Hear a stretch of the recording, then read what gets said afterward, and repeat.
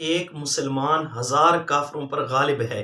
کیوں؟ مسلمان حلال کھانے والا ہے تو اس لیے حلالی ہے، اور کافر حرام کھانے والا ہے تو اسی لیے حرامی ہے، اور ایک حلالی ہزار حرامی پر غالب ہے۔ تو اسی لیے حرامی جو ہے وہ اس حلالی کا فیس ٹو فیس مقابلہ نہیں کر سکتے، فیس ٹو فیس سامنا نہیں کر سکتے، تو اسی لیے وہ بزدلانہ حرکتیں کرتے ہیں۔ یہی وجہ ہے سوڈان کے اندر بزدلانہ حرکت کی گئی اور قرآن پاک کو جلایا گیا ہے۔ اس سے پہلے ناروے کے اندر بھی اس طرح بزدلانہ حرکت کی گئی اور قرآن پاک کو جلایا گیا ہے۔ تو یہ در حقیقت 1.5 ارب مسلمانوں کے ایمانی جذبات کو مجروح کرنے والی بات ہے۔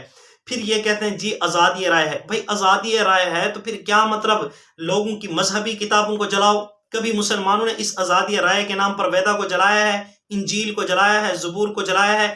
کسی مذہب سے تعلق رکھنے والے کی کسی کتاب کو کبھی مسلمانوں نے بھی جلایا ہے؟ جب نہیں جلایا تو پھر مسلمانوں کی ان مقدس کتابوں کو کیوں جلایا جاتا ہے؟ مقدس اوراقوں کو آگ کی کیوں زینت بنایا جاتا ہے؟ جبکہ مسلمانوں کی تعلیم کا عالم یہ ہے، جناب نبی کریم صلی اللہ علیہ وآلہ وسلم نے فرمایا کہ مسلمانوں کسی مخلوق کو آگ کی رونق نہ بخشو، ہاں آگ میں نہ جلاؤ، کیونکہ یہ اللہ کا حق ہے، اللہ جس کو چاہیں گے جلائیں گے۔ اور اللہ پاک فرماتے ہیں وَلَا تَسُبُّوا الَّذِينَ يَدْعُونَ مِن دُونِ اللَّهِ فَيَسُبُّوا اللَّهَ عَدْوًا بِغَيْرِ عِلْمٍ۔ مسلمانوں ان بتوں کو بھی گالی نہ دو، اگر تم گالی دو گے تو وہ جواباً تمہارے رب سچے رب کو کیا کریں گے؟ گالی دیں گے۔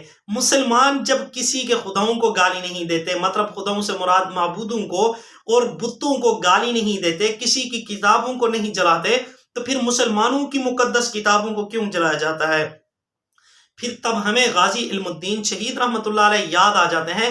انہوں نے عدالت کے اندر تاریخی جو جملہ کہا تھا نا، وہ جملہ درست فرمایا تھا، جو آج بھی سچ ثابت ہو رہا ہے اور وہ ہمارے ایمانی جذبات کو ابھارتا ہے۔ انہوں نے فرمایا تھا تم سے توہین عدالت برداشت نہیں ہوتی، ہم سے توہین رسالت کیسے برداشت ہو جائے، ہم سے توہین قرآن کیسے برداشت ہو جائے؟ تمہارے نزدیک، اقوام متحدہ کے نزدیک پیارے یورپ کا، امریکہ کا، ہالینڈ کا، جرمنی کا، اسرائیل کا جھنڈا جلانا دہشت گردی اور جرم ہے، تو 1.5 ارب مسلمانوں کی مقدس کتاب کلام الہی کو جلانا کیا جرم نہیں ہے؟ تب مسلمانوں کے پاس کیا ری ایکشن لینے کے لیے کوئی وہ نہیں ہے؟ مسلمانوں کے دینی مذہبی جو رہنما ہیں وہ مسلمانوں کو تسلیاں دیتے ہیں کہ ہمیں ہمارا اسلام یہ اجازت نہیں دیتا، ہماری اس کمزوری کی وجہ سے، ہمارے اس حکم الہی کی وجہ سے لوگ ناجائز فائدہ اٹھاتے ہیں، اور جس کی وجہ سے کلام الہی کو جلانے کی کوشش کرتے ہیں، تو یہ سراسر بزدلانہ حرکت ہے۔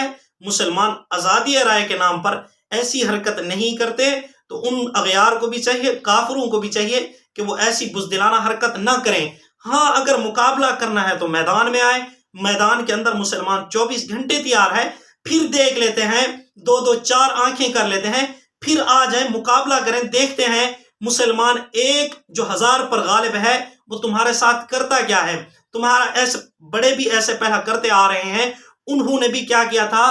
لوگوں کو آگ میں ڈالا ہے لیکن آگ نے جلایا نہیں ہے۔ جناب نبی کریم صلی اللہ علیہ وآلہ وسلم کے صحابی حضرت حبیب بن زید رضی اللہ تعالی عنہ کو اسود انسی نے آگ میں ڈالا تھا، لیکن آگ نے انہیں کچھ نہیں کہا تھا۔ ہاں اللہ رب العزت کے خلیل حضرت ابراہیم علیہ السلام کو آگ میں ڈالا گیا تھا، آگ نے ان کا بھی بال بھینگا نہیں کیا تھا۔